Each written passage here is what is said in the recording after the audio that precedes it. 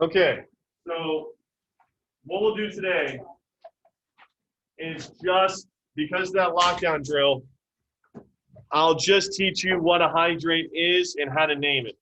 As far as solving for them, I'll take that off your test because I want to have time to do review. So today's hydrates. Whoa.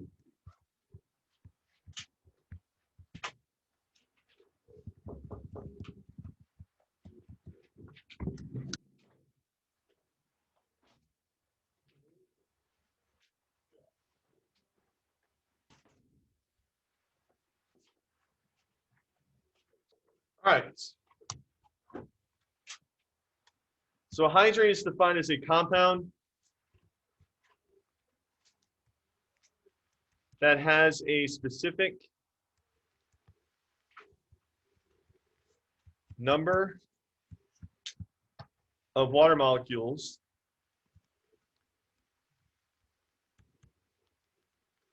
bound to its atoms. So for example,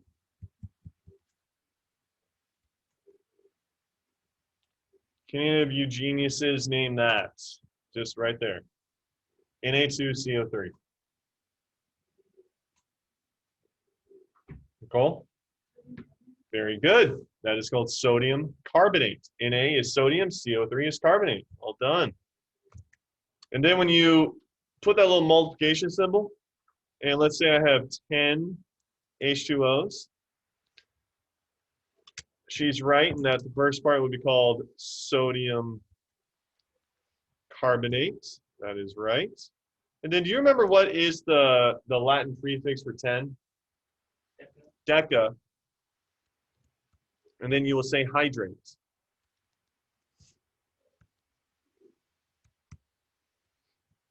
If it was one water, what would you say? No? Monohydrate. How about two? Di. How about three? How about four waters? How about five waters? Penta. How about six waters? Hexa. How about seven waters? Hepta. How about eight waters? Octa. How about nine waters? Nona. And then you have 10 waters, which would be deca. So all you do when you name a hydrate is you say the name of the first molecular compound. In this case, Nicole nailed it, sodium carbonate. And then you just follow it with whatever number hydrate. So let's see if I have another one here.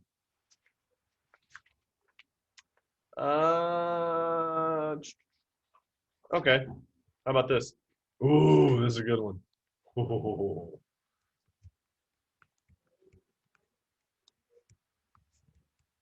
Y'all better think and think hard. Think before you speak.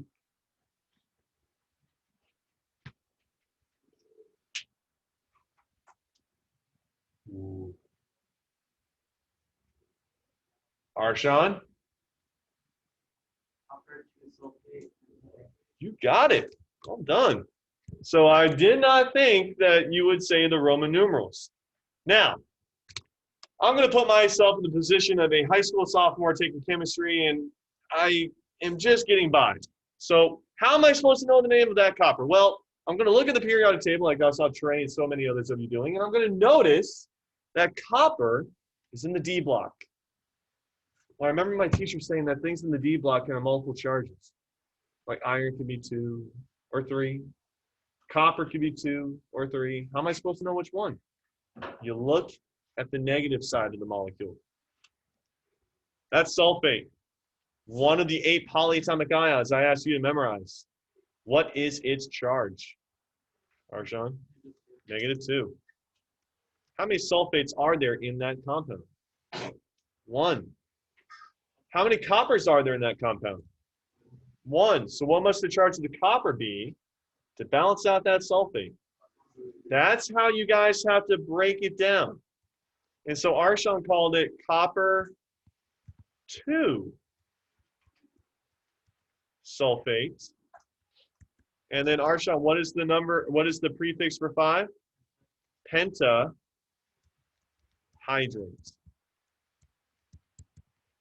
hypothetically speaking, what would it be if it was this?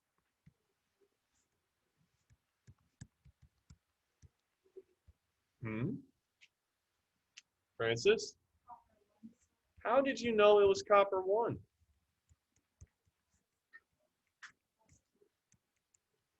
What has a +2 charge? Well, then that would be copper 2. You don't know.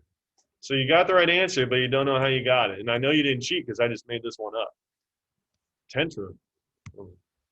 Tetra.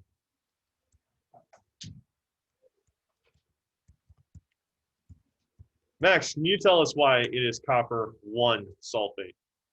Because there's 2 coppers and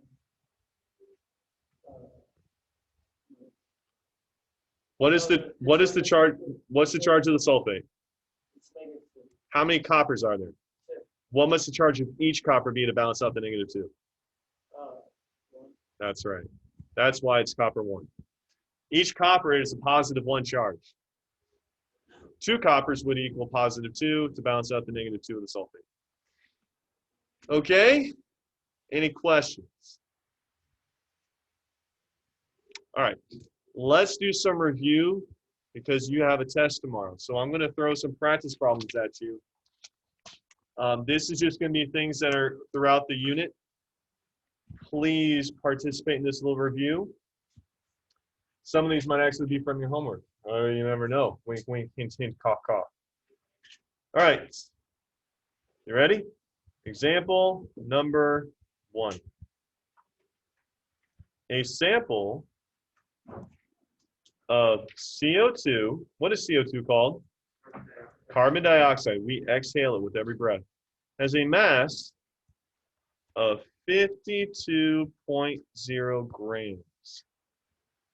Part A, how many carbon atoms are present? Well, anybody have a suggestion where we should begin? Arshan? No, you're not going to do percent composition. That would say what percent is carbon. Jade? Okay, you will need molar mass.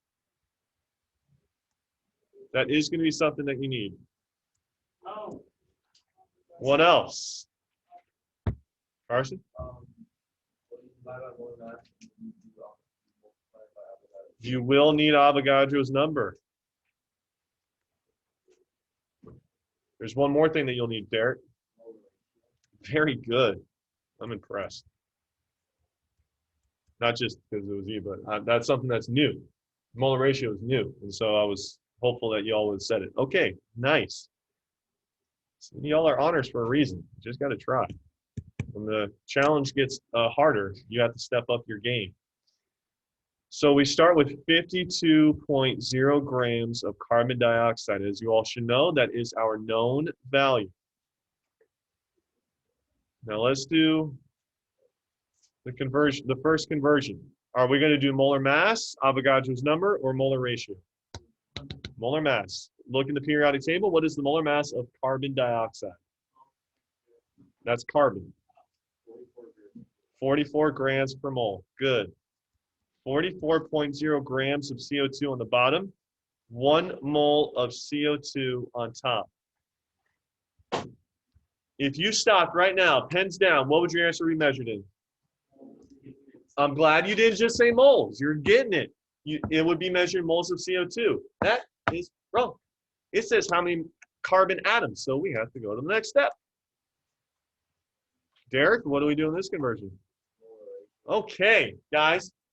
How many moles of carbon are there in 1 mole of carbon dioxide? It's 1 to 1. If you're not seeing that in your head, look at CO2. There's 1 mole of carbon. There's 2 moles of oxygen. We are looking at the conversion.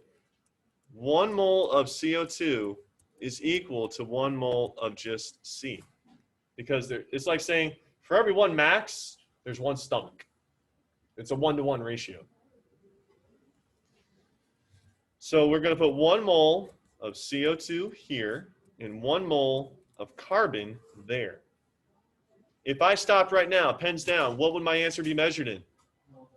Is that what I want? No, it isn't. So you have to do one more step. Carson Dye, what is this last conversion? You got it. And the representative particle in this case is going to be atoms. If you stopped right now, pens down, what would your answer be measured in? Atoms of carbon. Is that what we want? Now, I am totally not, oh no, I have a calculator. I was going to say I am totally unprepared. I don't have a calculator, but I do. All right, 52 divided by 44 times 6.02. Oops. I have, check your work. I am not the best mathematician on earth. I have 7.11 times 10 to the 23rd atoms of carbon. Is that what you all got? Okay. Now, I'm going to give you a problem that's going to be very similar. That is your answer.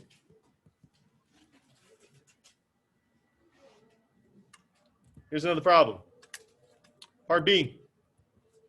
How many oxygen atoms are present? I'm going to let you guys work. You can use the one that we just did as a template for your work. Instead of doing carbon, you're doing oxygen.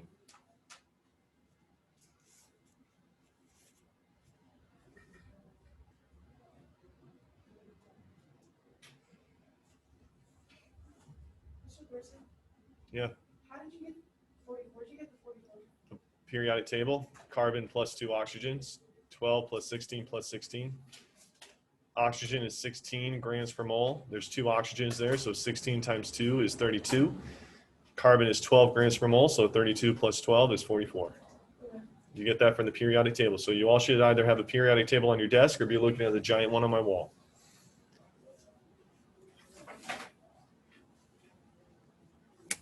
I'm going to work this out, see if you don't have to peek up here if you don't want to look, but I'm going to work it out now.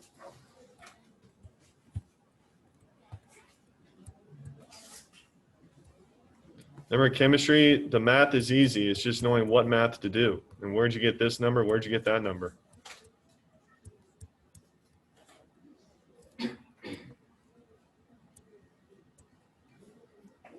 How many moles of oxygen are there in CO2? 2.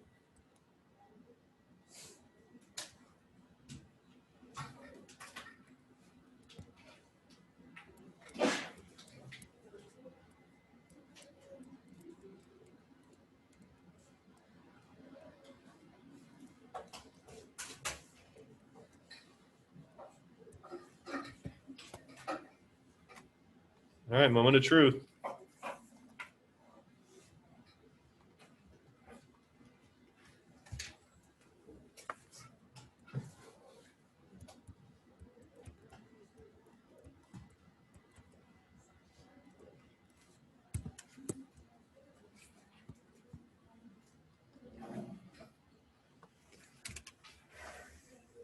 I got 1.42 times 10 to the 24th atoms. Yes, Kevin?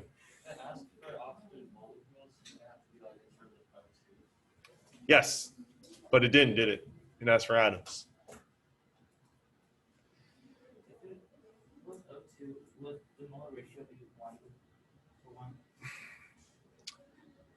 Here's, okay, it's not O2.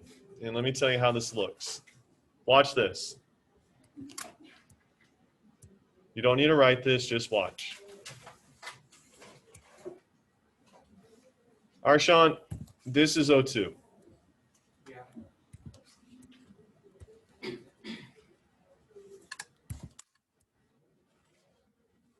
This is CO2. Here's what you need to understand. Just because it has 2 oxygens doesn't mean that the 2 oxygens are together. So that is technically not O2 in carbon. It just means that there are 2 atoms of oxygen in carbon. No, but it just means, like, when Kevin asked, he asked if it was involved. It wouldn't ask that because I know how you guys are thinking. You think, oh, CO2, there's O2 in there. That's not like a molecule. The two oxygen atoms are separated. So it's not O2. It just means that there are two atoms within this molecule. Should we assume that they're separate in other ones? Yes. All right, here's the last part. Part C.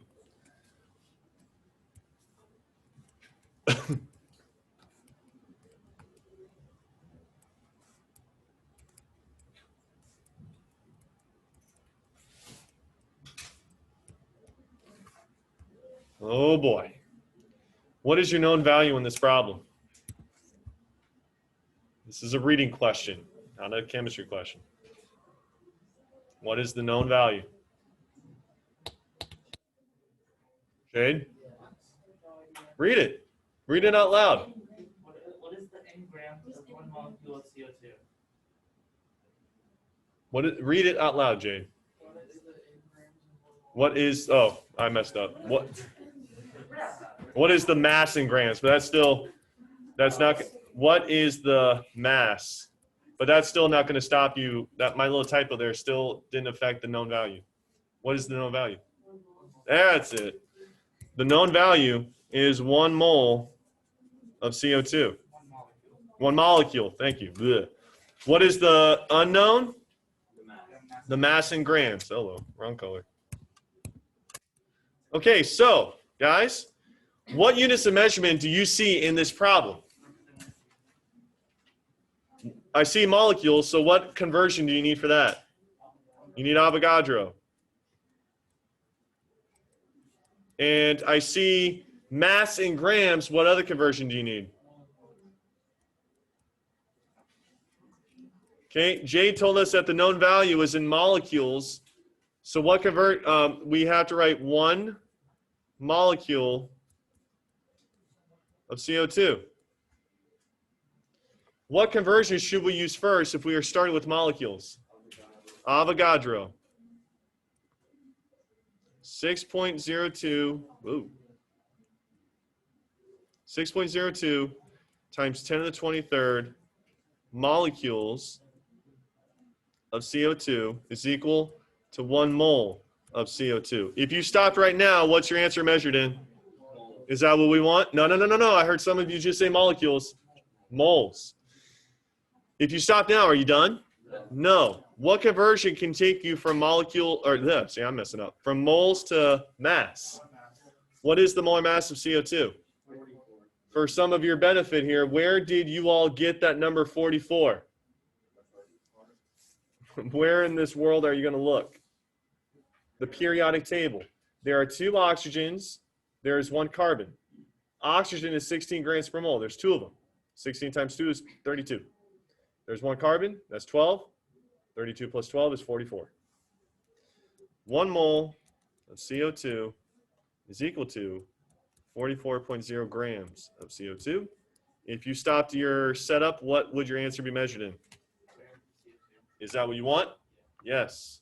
So 1 divided by 6.02 times 44. Okay.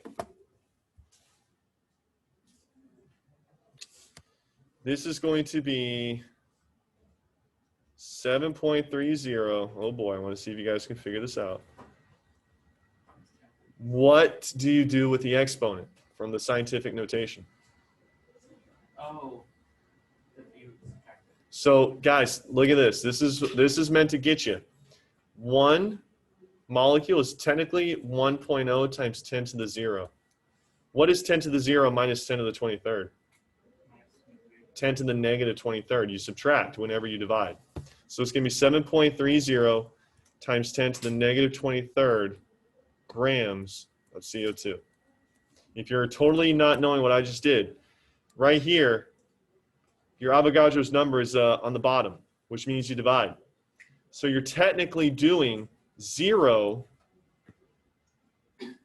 minus 23 is negative 23. That's how I got that. Yes, Carson. Would it be 7.31? Yeah.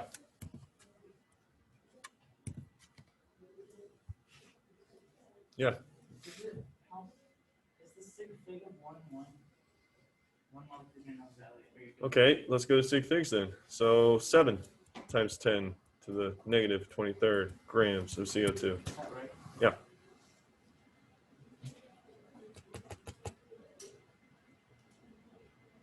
I think this part would really bite some of you. It probably did. 1 is equal to 1 times 10 to the 0. Like if I were to say Jade is 16 years old, that would be the same thing as 16 times 10 to the 0 years. So whenever a number is not in scientific notation, it's technically at 10 to the 0 power. Yes, Trey? So anytime you're dividing by Avogadro's, will it be negative? If the top number doesn't have a scientific notation, you just have to remember that whenever you're doing exponents that are in scientific notation, whenever you're dividing the big numbers, you are subtracting the exponents. So if there's a number without an exponent, it'll just be the opposite. Like If there's a number without the exponent, you have to assume it's basically 10 to the 0. So say it's like 6.02 times 10 to the 23. Is it always the opposite, like negative 23? Or like, I'm going to say it again. Trey, I don't know if you're crediting me with what I'm telling you. Here, let me put it to you like this. Watch this. 1.0 times 10 to the 0 molecules of CO2 divided by 6.02 times 10 to 23rd molecules of CO2. What is 1 divided by 6.02? I got 0.166. And what is 0 minus 23? 0 minus 23. You got it? yeah. Okay. That would be 10 to the negative 23. Understand where I'm coming from? Yeah. All right. So basically 1 mole of CO2 is 1 times 10 to the 0 mole of CO2. Right. Whenever there is not scientific notation, you can safely assume it's also 10 to the 0. Okay. That is that set for that problem. Are there any questions? Okay, let's do another practice.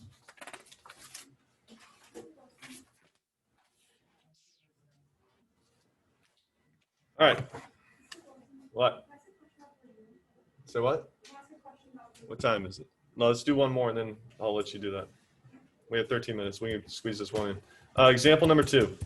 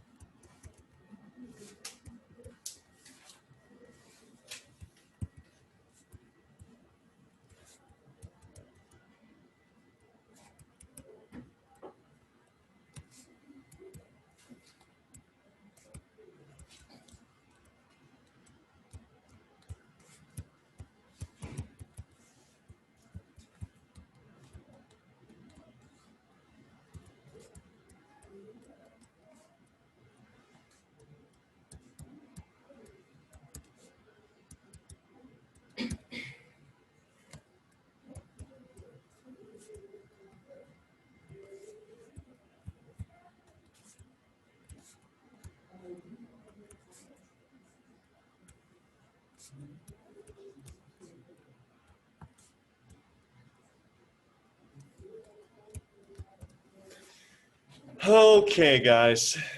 First off, I never gave you the formula for calcium carbonate because you need to be able to figure that out.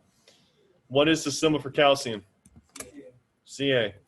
What is the formula for carbonate? It is one of the 8 polyatomic ions I told you to memorize. CO3.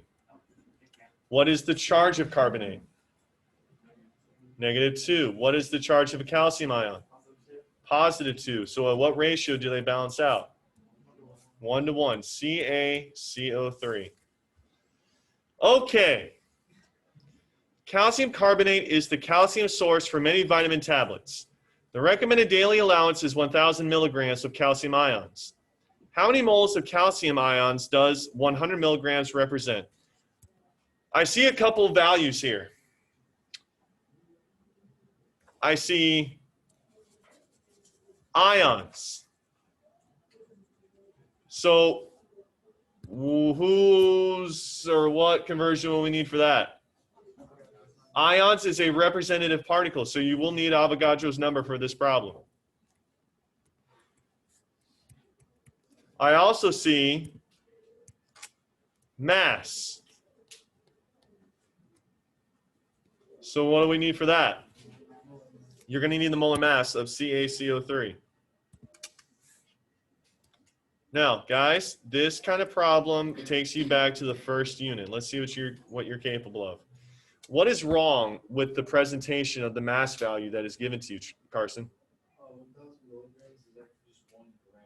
You, awesome. Good job. 1,000 milligrams is not 1,000 grams. That's 1 gram. He's absolutely right. Milli means 1,000 of a whole. So it takes 1,000 milligrams to make 1 gram. So the first thing that you would have to do here is you have to just convert 1,000 milligrams of CaCO3 is equal to 1 gram of CaCO3. That's one of those little steps that, honestly, we as Americans that don't do the metric system, we're like, eh. But you have to keep that in mind. If I were to say Jade is 1.5 meters tall, is that the same thing as saying she's 1.5 centimeters tall? That'd be this tall. Big difference. So we have our measurement in grams. Well done, Carson. Okay, so we need to try to find how many moles, ooh, there we go. How many moles of calcium ions does 100 milligrams contain?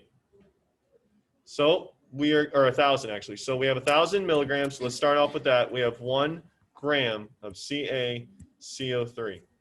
Any idea on what conversion we should do first? Molar mass. So let's look back at these substances here.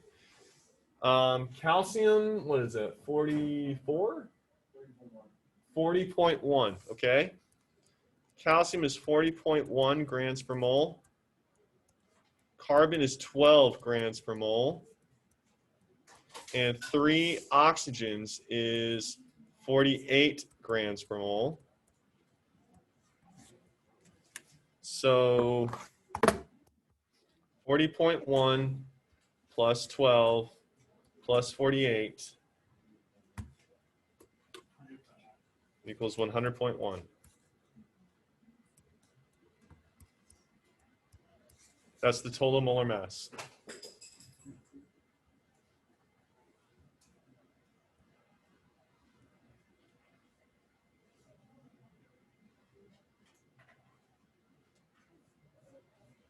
Now,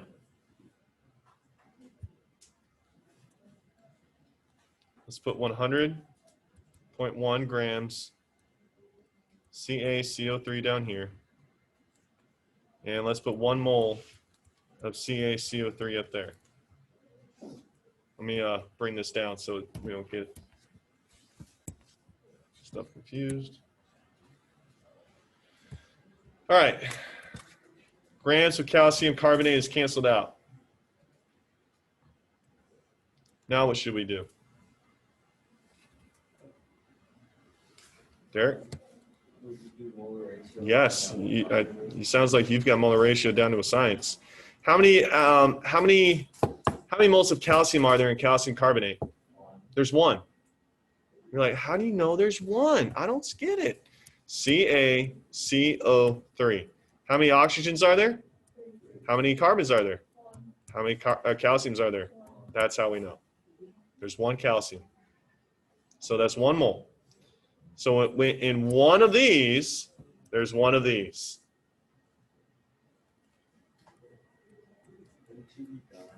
That's done. Because you only need to convert. I think you're right. But aren't you just writing moles of Ca2? Yeah. That's the same. Yeah, it's calcium. Yep, I think, yeah, so we won't need Avogadro's number. I think y'all are right. So if we stopped right now, what's your answer measured in? Is that what we want? Yeah. Yeah. So 1 divided by 100.1. Looks like we have about 10. Actually, here's my raw answer. 9.99 times 10 to the negative third moles Ca2 plus. That would be 10. So times 10 to the negative 2 moles. 10 to the 2 plus. So how did you get the negative 3? That's what my calculator said. Wouldn't it be negative 5? Wouldn't it be negative 4? Hmm? Wouldn't it be 10 times negative 4 then, if it got bigger? If you shift to the left, the number gets bigger. Negative 3 to negative 2, the number's getting bigger. When you go from negative 3 to negative 4, you're getting smaller. No, but the answer is originally small. And Yeah. 10 is one decimal more than 9.99. So wouldn't it be negative 4? When you shift to the left, the number increases. Yeah, but your original answer is smaller. And you're trying to. And Did you not shift to the right though? Because it's I shift to the, 9.9 rounds to 10, right? yeah, so why did you change the thing? Uh, True. Well, the decimal, so the decimal's here. That'd be 10 to the 3. And then you move. It'd be 1 times 10 to the negative. You can make it 1 times 10 to the Negative 2, I think. negative 2. That's what I was doing. But where'd you get the negative 3? If you put, Carson, you have a calculator. Do 1 divided by 100.1. Proof. 1 divided by 1.1? 1, you tell me. What's the number there? 1. What's this? 100. Do it.